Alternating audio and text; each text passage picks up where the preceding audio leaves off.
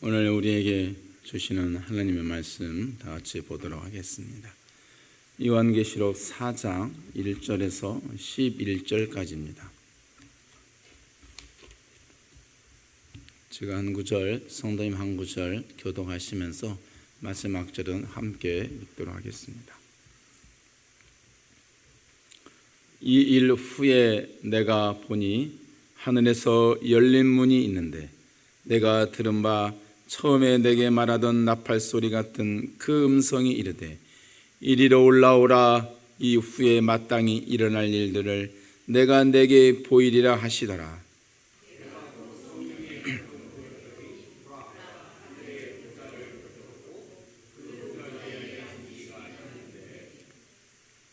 앉으신 이의 모양이 벽옥과 홍보석 같고 또 무지개가 있어 보좌에 둘렸는데 그 모양이 녹보석 같더라.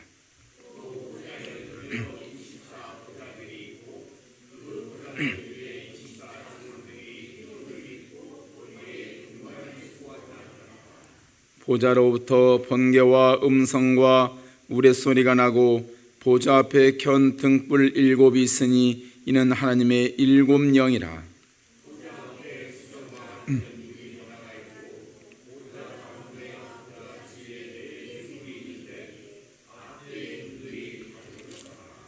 그 첫째 생물은 사자 같고 그 둘째 생물은 송아지 같고 그 셋째 생물은 얼굴이 사람 같고 그 넷째 생물은 날아가는 독수리 같은데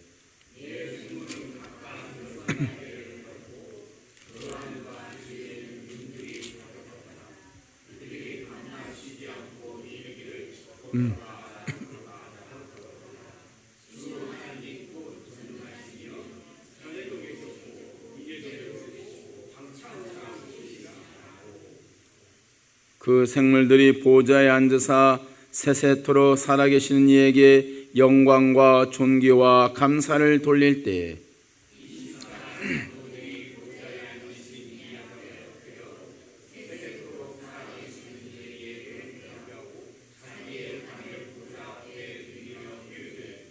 우리 주 하나님이여 영광과 존귀와 권능을 받으시는 것이 합당하오니 주께서 만물을 지으신지라 만물이 주의 뜻대로 있었고 또 지으심을 받았나이다 하더라. 아멘. 오늘 우리에게 주시는 하나님의 말씀 보겠습니다.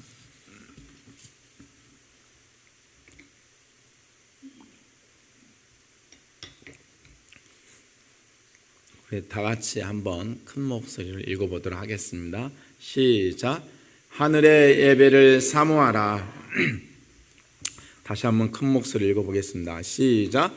하늘의 예배를 사모하라. 아멘. 아멘.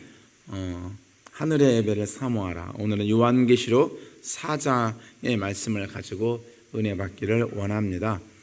요한계시록은 예전에도 한번 말씀드린 기억이 납니다.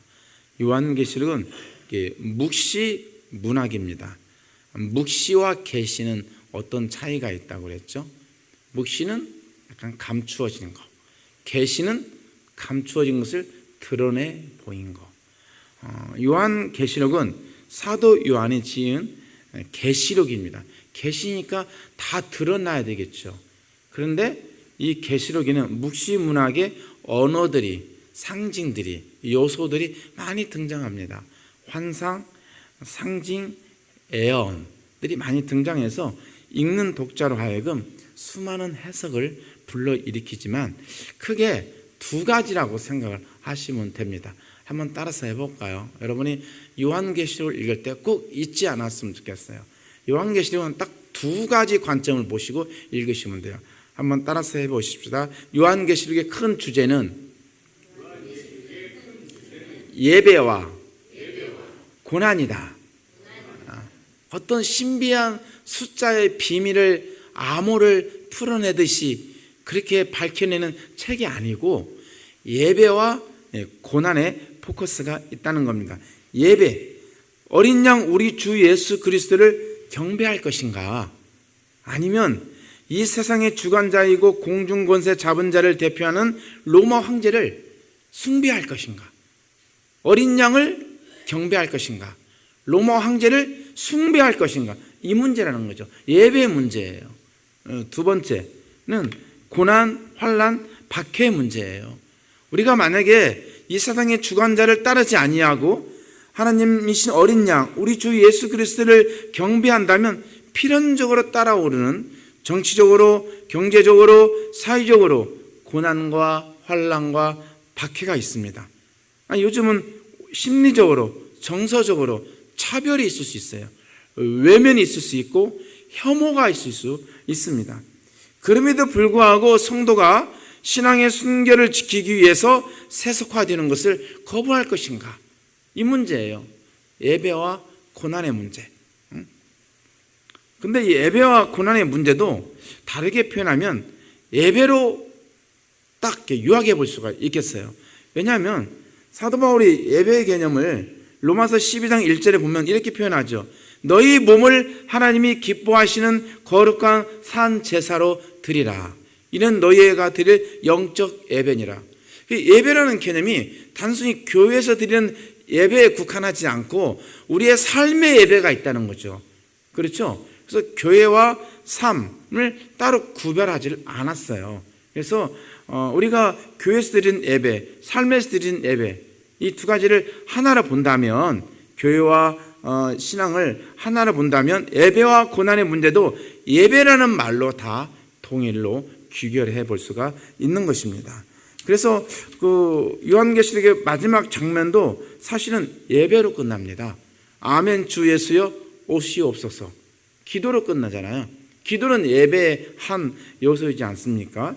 그래서 우리가 성경 66권을 가만히 들여다보면, 묵상을 해보면 하나님이 우리에게 원하시는 게 뭐라고 생각하십니까?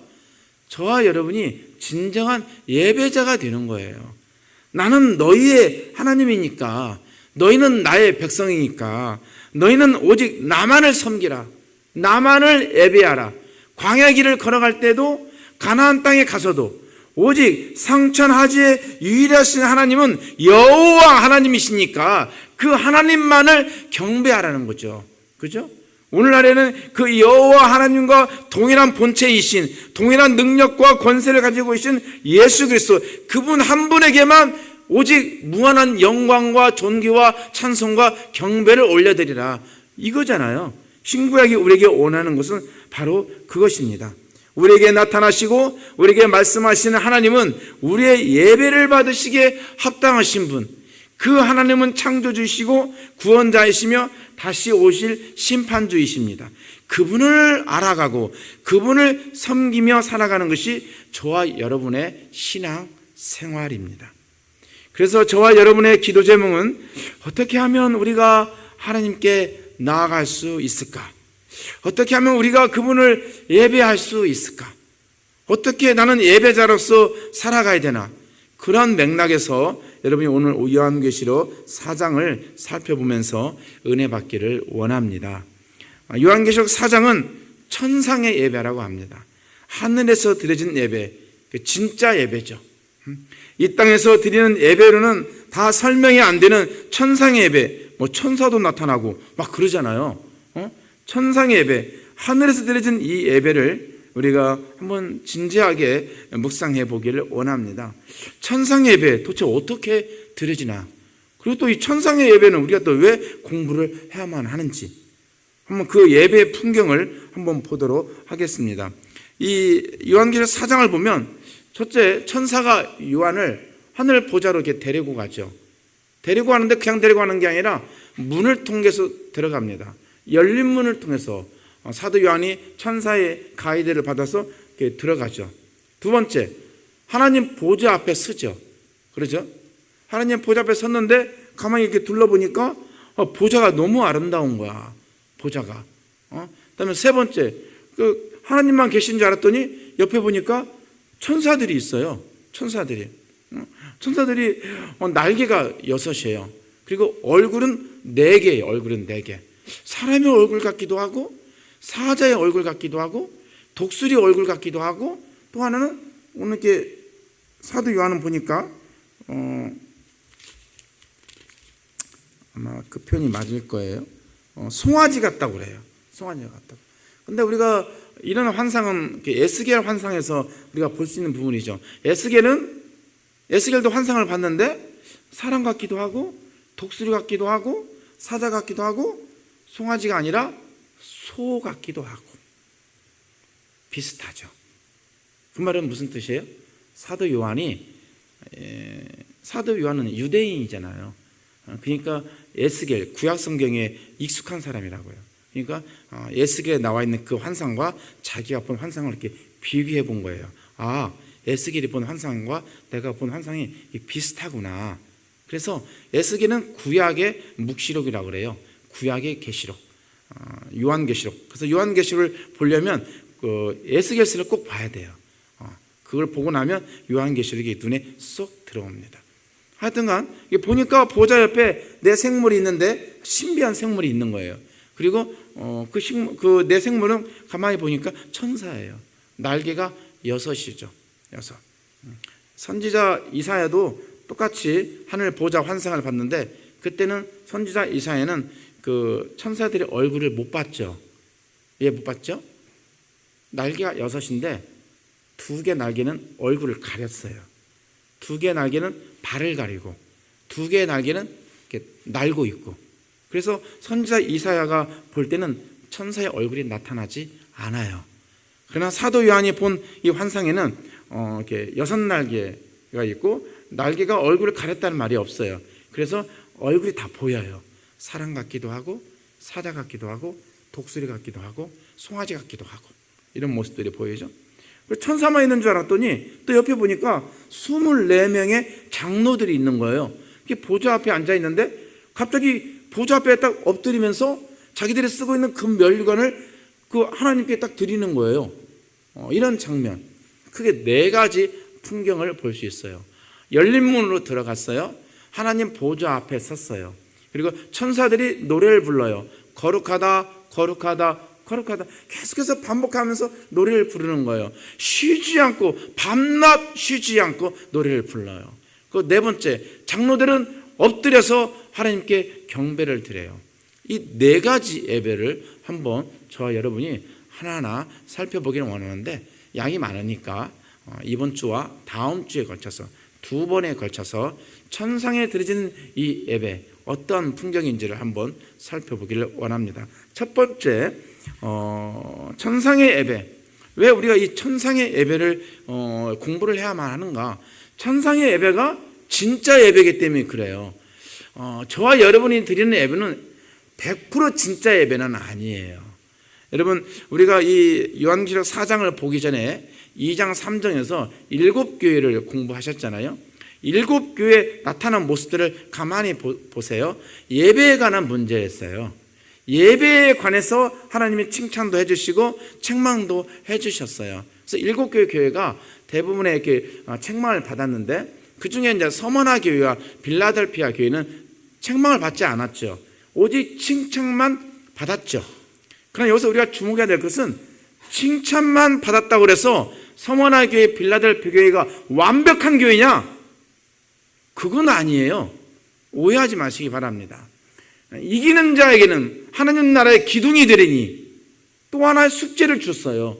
숙제를 줬다는 얘기는 아직도 풀어야 될 숙제가 있다는 얘기예요. 서머나 교회, 빌라델피아 교회도 칭찬은 받았지만 칭찬받았다고 해서 완벽하게 100% 온전한 교회냐? 그건 아니에요. 그건 완벽하고 100% 온전한 예배는 이 천상의 예배예요. 천상의 예배를 잠깐 조금 보여준 게 7교회 예배예요. 그 중에 서머나 교회와 빌라델피아 교회가 조금 더 천상의 예배를 가까이 근접한 예배인 거예요. 그래서 칭찬을 받은 거죠. 오늘 저와 여러분이 드리는 예배는 어떤 예배입니까? 짝퉁 예배인가요? 유사 예배인가요? 가짜 예배인가요? 진짜 예배인가요? 100% 진짜 예배는 아니에요. 제가 볼 때 진짜 예배에 접근하려고 노력하고 있는 예배예요. 짝퉁 예배는 아니죠. 저 예배가. 그러나 오늘날의 수많은 예배들이 유사 예배가 많죠. 유사 예배, 유사 종교, 유사 기독교가 참 많아요. 시민 종교. 그래서 오늘 한국 교회를 참 흐리고 있는데 우리가 천상의 예배를 맛보아야 돼요. 진짜 예배가 무엇인지를 맛보아야 저와 여러분이 이 땅에 살아가면서 그 천상 예배의 그 아름다움을 맛보아야 여러분의 인생이 행복하고 황홀합니다. 그 진짜를 맛보려고 여러분 이번 명절 때 어땠나요? 수많은 사람들이 임실 치즈, 그 치즈 한번 진짜를 맛보려고 세상에 주차장에서 3시간 동안 못 나갔다는 거 아니에요? 그 임실 치즈 하나, 임실 치즈 피자가 도대체 얼마나 맛있길래 그 임실 치즈 맛을 한번 보려고 3시간 동안을 주차장에서 나오지도 못하고 세상에서 그런 맛 한번 보기 위해서 얼마나 많은 사람들이 노력합니까? 하물며 저와 여러분은 어때야 됩니까? 천상의 예배의 그 아름다움을 맛보기 위해서 저와 여러분은 어떻게 해야 될까요? 3시간이 아니죠. 3시간 정도가 아니죠. 밤새도록 찬양하고 싶고 밤새도록 기도하고 싶고 막 넌닝구 팬티가 막 온몸에 땀에 막 젖을 정도로 그런 예배 한번 올인하고 싶지 않으세요? 그런 예배 한번 맛보고 싶지 않으세요? 여러분 비빔밥을 먹으려면 어디 가야 되죠? 어디 가야 되나요? 전주 송청동에 가야 되죠. 한옥마을을 가시든지 객사 근처를 가시든지 그래야 되죠. 비빔밥을 먹으려면요 전주에 와야 돼요. 전주에. 근데 어떤 사람이 그래요. 충청도나 경상도에 가서 비빔밥을 먹으러 갔더니 참 이건 아니다 싶대요. 비빔밥인지 개밥인지 모르겠다고. 비빔밥 장사를 하려면 전주에 와서 비빔밥을 먹어봐야 돼요. 정말 비빔밥을 먹어야 돼요. 전주 비빔밥은요 지금 얼마나 업데이트 된지 몰라요. 비빔밥에다 군뱅이까지 넣어요. 그래서 고급 호텔에서는요 비빔밥에다가 그 단백질이 풍부한 그 군뱅이까지 싹 갈아서 최고급 인사들에게 이렇게 대접을 해요. 전주 비빔밥은 그렇게 지금 업데이트가 되고 있거든요. 비빔밥의 전문, 전주에 와서 비빔밥을 드셔야죠. 우리가 가장 맛있는, 가장 아름다운, 가장 황홀한 그런 예배를 드리려면 천상을 가봐야 돼요. 천상을 가서 하나님 보좌 앞에 서봐야 돼요. 그 아름다움이 얼마나 황홀한 것인지를 여러분, 저와 여러분이 한번 맛보았으면 좋겠습니다. 여러분 부흥하려면요 정말 부흥하는 교회 가봐야 돼요. 여러분 저는 제 100명, 우리 노예 한 100명 정도 되는 목사님들이 계시는데 저는 노예에 가면 일단 부흥하는 교회 목사님부터 만나요. 그래서 하나라도 더 배우려고 도대체 어떻게 했길래 다 어려운데 목사님 교회만 부흥이 됩니까? 그래서 제가 연구를 하거든요. 끊임없이 연구를 해요. 어떻게 했길래 도대체 어떻게 하길래 교회가 분양이 되는가? 정말 찬양을 잘하려면 어떻게 찬양을 해야 되는가? 기도를 잘하려면 어떻게 기도를 해야 되는가? 여러분 기도 잘하고 싶으세요? 책 읽는다고 되던가요? 정말 기도가 뜨거운 교회를 가봐야 돼요. 정말 기도가 얼마나 뜨거운 그런 교회를 가봐요. 제가 한 5, 6년 전에 한번 그 정말 기도가 뜨겁다는 교회를 한번 가본 적이 있어요. 경기도 쪽에 있는데 금요 철학 기도를 새벽 5시까지 해요. 말 그대로 철학 기도를 해요. 그래서 뭐 철학 기도 하는가 보다. 그래도 어떻게 하나? 한번 가봤죠. 그랬더니요 12시에 온 성도들이요 다 도시락 배달을 시켜요. 12시에 밥을 먹어요. 새벽 5시까지 기도하려면 배고프잖아요. 힘이 있어야 되잖아요. 12시에 밥을 먹어요. 밤 12시에. 그리고 새벽 5시까지 뜨겁게 기도해요. 떠오르는 태양을 보는 거죠. 기도하면서. 땀이 뻘뻘 흘리는 그 성도님들 보면서 맞다. 기도는 저렇게 하는 거다. 기도는 저렇게 하는 거다. 응? 기도는 저렇게 하는 거다. 찬양을 잘하고 싶으세요? 찬양하는 교회 한번 가보셔야 돼요. 찬양하는 교회. 응? 정말 여러분 예배를 정말 여러분 잘 드리고 싶으시잖아요. 그러죠? 정말 천상의 예배를 가봐야 돼요. 하늘 보좌 앞으로 여러분은 가보셔야 돼요. 오늘 제가 여러분을 하늘 보좌 앞으로 한번 인도해 보도록 하겠습니다. 오늘 4가지 여러분이 꼭 기억했으면 좋겠어요. 여러분이 천상의 예배를, 하늘에서 드려진 예배를 드리려면 어떻게 해야 되나? 한번 따라서 해볼까요? 열린 문으로 들어가야 된다. 예, 좀 크게 합시다. 다시, 열린 문으로 들어가야 된다. 하나님 보좌 앞에 서야 된다. 거룩한 찬송을 불러야 된다. 금면류관을 드려야 된다. 이 네 가지를 여러분이 해낼 수 있다면 여러분은 하늘 보좌, 천상의 예배를 드리는 것입니다. 하나하나 살펴보겠습니다. 첫 번째, 천사가 사도 요한을 데리고 가는데 그냥 휴거시키는 게 아니고 열린 문으로 들어갑니다. 여러분, 성경에서 열린 문은 무엇을 상징하죠? 여러분, 빌라델피아 교회에 나타난 예수 그리스도의 모습을 여러분 기억하실 것입니다. 빌라델피아 교회에 나타난 예수 그리스도 기억하십니까? 다윗의 열쇠를 가지고 계시면서 닫으면 열 자가 없고 열면 닫을 자가 없는 바로 예수 그리스도, 그분이 바로 열린 문입니다. 우리가 열린 문으로 들어간다고 해서 저런 물리적인 눈에 보이는 그런 문으로 들어간다는 뜻이 아닙니다. 예수 그리스도를 통해서 하나님 보좌 앞으로 나간다는 뜻입니다. 왜냐하면 왜 그렇습니까? 왜 우리가 예수 그리스도를 통해서 하나님 앞에 나아갈 수 있습니까? 예수 그리스도, 그분이 하나님이시기 때문에 그래요. 그분이 유일한 하나님 앞에 나아갈 수 있는 유일한 길이기 때문에 그렇습니다. 우리는 예수님을 통해서 하나님의 보좌 앞으로 나아갈 수 있다는 것을 꼭 기억했으면 좋겠습니다. 공간적인 이동이 아닙니다. 예수님이 우리 죄를 위해서 십자가에 피 흘려 죽으심으로 우리의 죄가 사함을 받고 깨끗하게 되었다는 그 믿음을 가지고 은혜의 보좌 앞에 담대히 나간다는 뜻입니다. 여러분, 저와 여러분이 어떻게 은혜의 보좌 앞에 나아갈 수 있습니까? 말 한마디에 푹 쓰러지는 저와 여러분이, 조금만 툭 건드리면 넘어지는 저와 여러분이,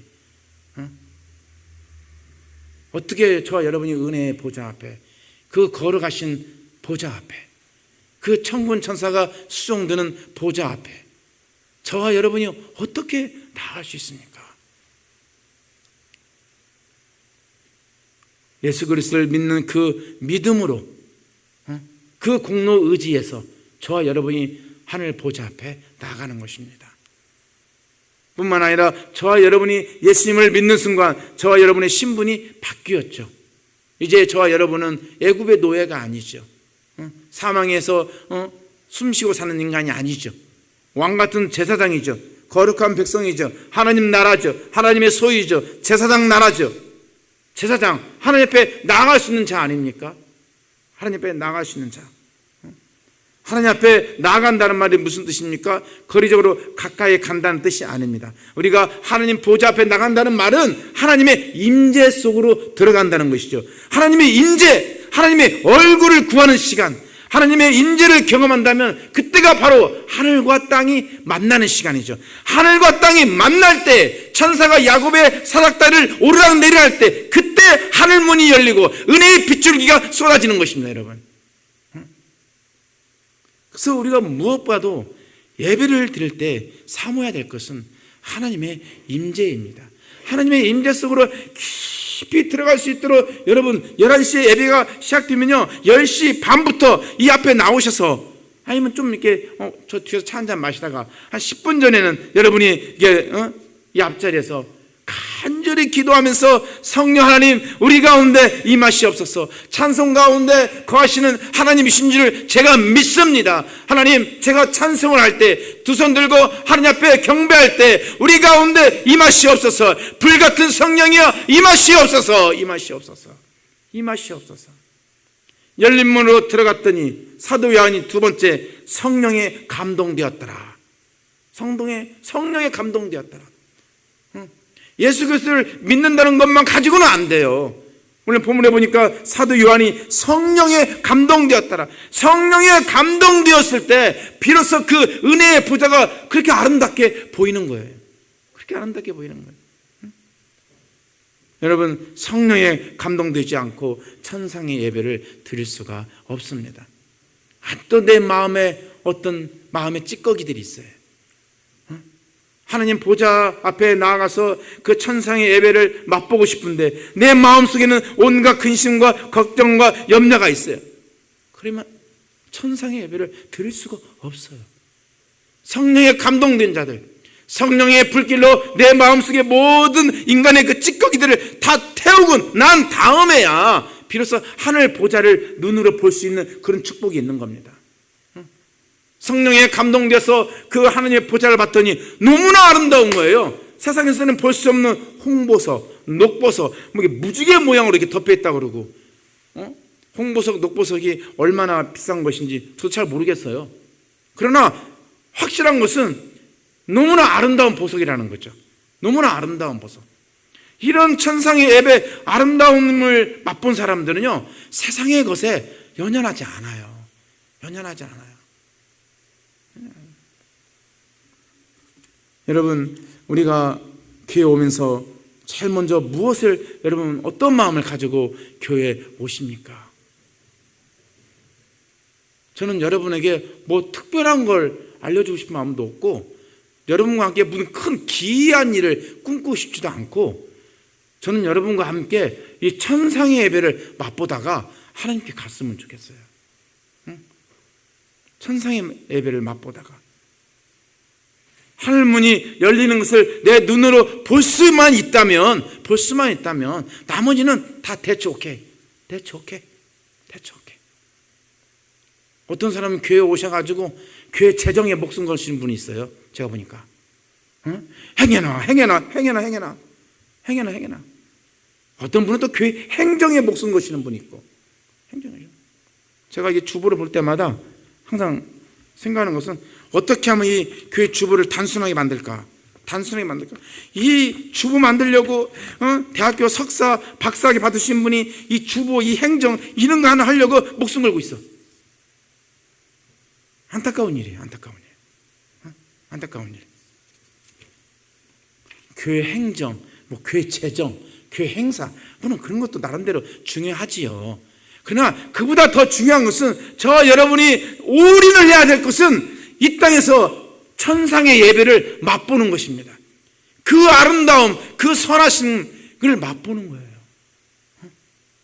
그런 하나님의 영광을 꿈꾸는 저와 여러분이 되시길 주님의 이름으로 축복합니다. 여러분, 그런 하나님의 영광의 아름다움을 맛본 사람들이 있어요. 사도행전 9장에 보니까 사도 바울이 다메섹으로 가는 도중에 부활하신 예수 그리스도의 그 하나님의 영광을 맛보죠. 베드로는 변화산에서 하나님의 영광을 맛보죠. 주여 누구시오니까 나는 네가 박해하는 예수니라. 그런 하나님의 부활하신 영광을 맛보니까 수많은 제자들이 어떻게 살았어요? 남은 인생 어떻게 살았나요? 야, 공부해라. 제발 어느 대학 가라. 돈 좀 많이 좀 벌어라. 제발 네 앞가림 좀 해라. 그런 말 할 필요가 없다는 거예요. 하나님의 영광을 맛보는 자들은 자기의 인생을 완전히 하나님 앞에 소진해버려요. 다 소진해버려요. 대학을 어디 가느냐, 돈을 얼마큼 벌어야 되느냐, 내 노후는 어떻게 준비해야 되고, 다 부질없는 것들이에요. 다 부질없는 것들. 따라서 하십시다. 오는 것은 순서가 있어도 가는 것은 순서가 없다. 여러분 잊지 마시기 바랍니다. 우리 인생은 참으로 허무해요. 허무합니다. 제가 늘 강단에서 선포하잖아요. 아등바등 살 인생이 아니라고. 아등바등. 절대 싸우면 안 돼요. 그것만큼 어리석은 인생이 없어요. 그것만큼. 따라서 합시다. 오랜만에 한번 해보겠습니다. 주님 말씀하시면 여러분은 that's okay. 한번 해보겠습니다. 제가 주님 말씀하시면 그럼 여러분은 that's okay. 한번 해보도록 하겠습니다. 주님 말씀하시면 that's okay. 어떻게 목소리가 작아요? 명절날 분명히 LA 갈비 드셨을 텐데 다시 한번 큰 목소리 해보겠습니다. 주님 말씀하시면 네, that's 좀 은혜가 오늘 좀 떨어지는 것 같아요. that's okay. 어떻게 좀 은혜가 떨어져요? 좀 that's okay. 주님 말씀하시면 That's okay. 하나님의 영광을 맛보기를 원합니다. 우리의 자녀들에게 여러분 어떤 것을 물려주고 싶으세요? 혹시 통장 물려주고 싶으세요? 여러분의 상속재산 많이 물려주고 싶으세요? 우리 아버지는, 우리 어머니는 천상의 예배를 늘 꿈꾸다가 그걸 맛보다가 하나님 앞에 갔다. 이게 가장 우리가 우리의 자녀들에게 줄 수 있는 가장 위대한 상속재산 아닐까요? 저는 그게 가장 위대한 재산이라고 봐요. 누가복음 2장에 보면 시므온, 여러분 기억하시죠? 시므온이 누가복음 2장 29절에서 아기 예수를 보면서 와, 주제요, 이제는 말씀하신 대로 주의 종을 평안히 놓아 주시는도다. 무슨 뜻이에요?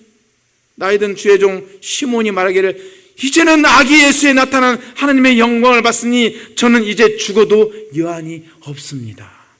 이 뜻이에요. 하나님의 영광을 맛본 사람은요, 오늘 죽어도 여한이 없어요. 그런 인생을 살아내는 게 저와 여러분의 숙제예요. 숙제예요. 요즘 가을이라 그런지 잠을 자다 보면 단잠을 깹니다. 지붕에서 파말이 떨어져요. 천둥 소리 같아요. 자다가 2시에 일어나고 3시에 일어나고. 그런데 그 떨어지는 밤을 보면서 이런 생각이 들었어요. 때가 되면 떨어지는구나. 떨어지지 말라고 해도 파말은요, 때가 되면 떨어져요. 우리 인생 가운데 그 가벼운 낙엽처럼 뒹굴 때가 올 거예요. 아마 때가 되면 그냥 그 밤송이에서 자연스럽게 떨어지는 때가 저나 여러분이나 올 것입니다. 우리의 소원은 남북통일 아니에요. 저와 여러분의 소원은 하나님의 영광을 구하는 것입니다. 무엇을 먹을까? 무엇을 마실까? 무엇을 입을까? 그런 것에 너무 지나치게 염려하지 않았으면 좋겠어요. 제가 교회 생활하면서 늘 느끼는 것은 수많은 그리스도인이 교회에 와서 하나님의 영광을 맛봐야 되는데 이 인간관계 때문에 상처받아요.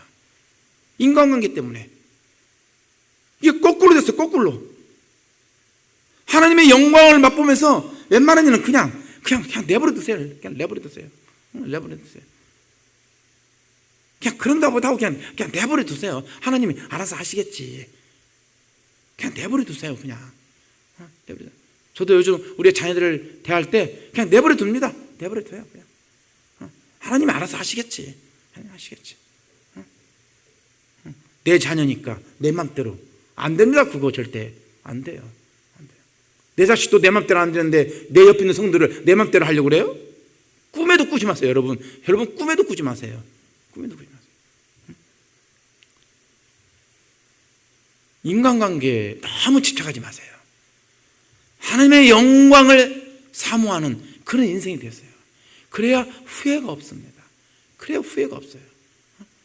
그래야 여러분의 인생이 복되고 여러분의 인생이 거룩합니다. 최고의 인간은 최고의 예배를 드릴 때 만들어집니다. 여러분의 인생이 최고의 퀄리티를 누리려면 여러분이 하나님 앞에 최고의 예배, 천상의 예배를 드려야 돼요. 예배를 드릴 때마다 성령에 감동되고 열린 문으로 들어가서 하나님의 보좌 앞에 24 장로들처럼 엎드리면서 내가 그동안 받을 수 있었던 그 금 면류관을 얼마든지 내가 쓰고 있을 수 있는 그 금 면류관을 얼마든지 그 죽임을 당한 어린 양 우리 주 예수 그리스도께 과감히 드릴 수 있는, 나를 부인할 수 있는, 나를 내려놓을 수 있는 그런 마음가짐, 그런 성령의 감동이 있을 때 비로소 저와 여러분은 천상의 예배를 드릴 수가 있을 것입니다. 바라기는 예배에 성공하십시오. 예배에 성공하는 자 인생에 성공합니다. 기도하겠습니다.